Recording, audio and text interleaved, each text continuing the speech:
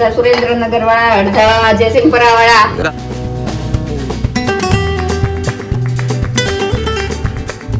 Good morning મિત્રો, કેમ છો બધા? તો આપણું મસ્ત મજાનું ગુડ મોર્નિંગ થઈ ગયું છે અને તમને બધાને મારા તરફથી જય શ્રી કૃષ્ણ ને જય માતાજી. તમારા બધાનું આપણા બ્લોગમાં હાર્દિક સ્વાગત છે. અને ચાલો મિત્રો, આપણું મસ્ત મજાનું મોર્નિંગ થઈ ગયું છે.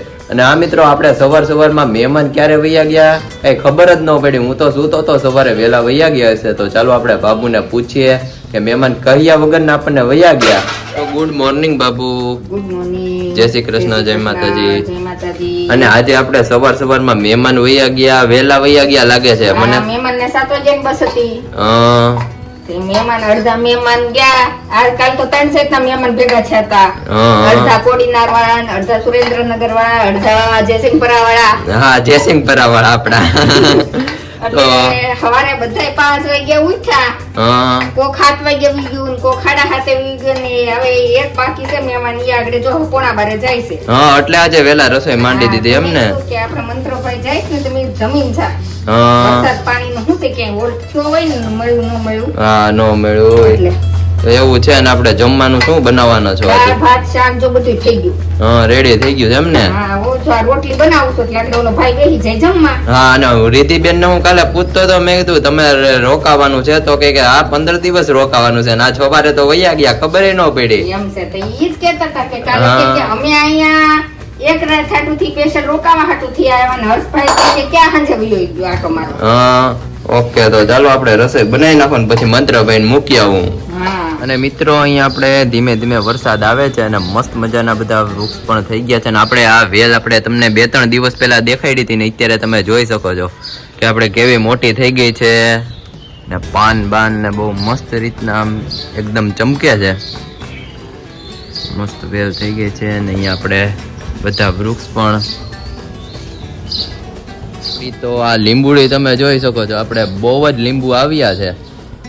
અને આપણે આ મીઠો લીમડો પણ હાવ આપણે આમ નીચે અડી જાય એટલો નીચો આવી ગયો છે. અહીંયાથી તમે જોઈ શકો છો આપણે કેવડો મોટો થયો છે લીમડો. અમારી બધાની તો રસોઈ તમે કરી નાખીને તમે આજે ઓલું શું કહેવાય 11 રસોઈયા છો ને? હાંબાની ખીર કરવી છે.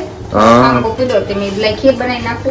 વાહ ભાઈ વાહ, અહીંયા ખીર બનાવો છે એમ ને બાબુ? હાંબાની ખીર કેવી હોય? હાંબાની ખીચડી તો સાંભળી છે. બસ આની જેમ તે ઓલી સાદી ખીર કરો એ હાંબાની ખીર. એટલે આમાં દૂધ, હાંબો અને બીજું.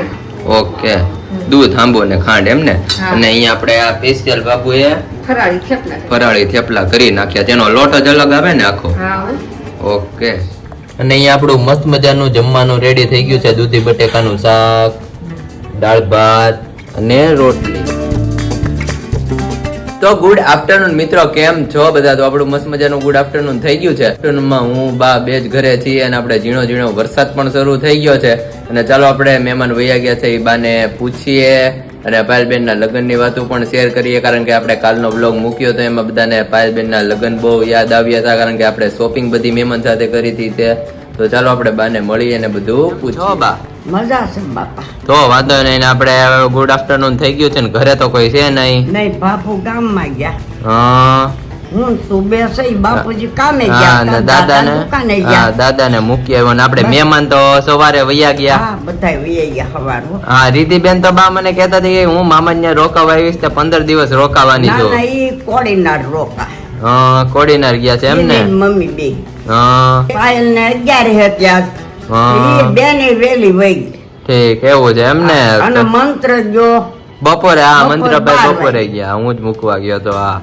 અને બા તમને નહીં ગમતું હોય ને તો વૈયા ગયા. તમારી છોકરી નહીં?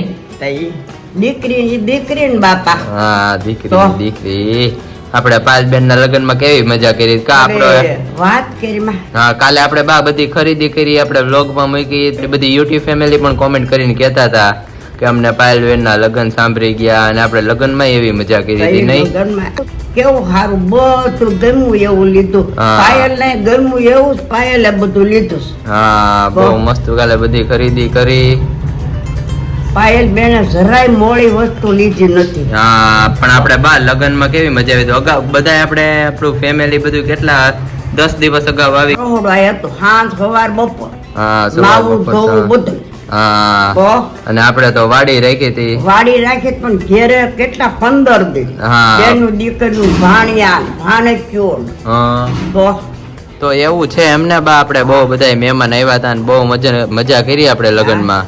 તો ચાલો એક મસ્ત મજાનું આપણને ગીત સંભળાવો. લગ્નમાં તો તમે બહુ ગીત ગાયા નહીં? હા અરે લગ્નમાં બહુ રાંધલ મામા એટલા હા. એ બધાય હા ગીત ઉપાડવાનું આવે ઈ તમે જ ઉપાડતા નહીં? પેલા કાક ઓલો ઝીલવો પડે ને, શું કહેવાય? આ રાગ ઝીલવો પડે હા વાહે હા રાગ ઝીલવો પેલા પડે. એનું ઉપાડવું થડ કયું એ જ ન હા થડ કોઈ ન ઉપાડે કે હા, પછી એ રાગ ન તો બધાય ગાય. ઉપાડે.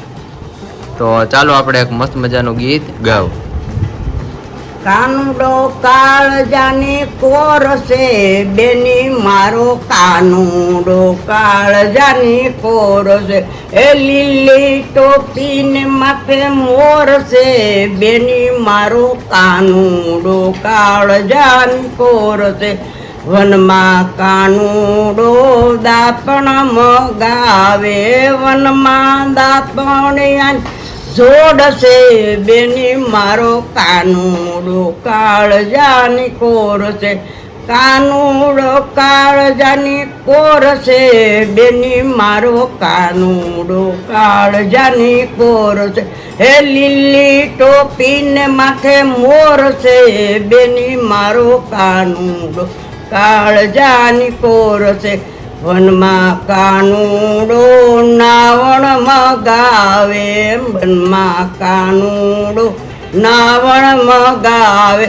વનમાં ગંગા જમના નીર છે બેની મારો કાનુડો કાળજાની કોર છે કાનુડો કાળજાની કોર છે બેની મારો કાનુડો કાળજાની કોર છે વનમાં કાનુડો ભોજન મગાવે વનમાં કાનુડો ભોજન મગાવે બેની મારો કાનુડો કાળજાની કોર છે કાનુડો કાળજાની કોર છે બેની મારો કાનુડો કાળજાની કોર હે લીલી ટોપીને માથે મોર છે બેની મારો કાનુડો કાળજાની કોર છે વનમાં કાનુડો પોઢણ મગાવે વનમાં કાનુડો પોઢણ મગાવે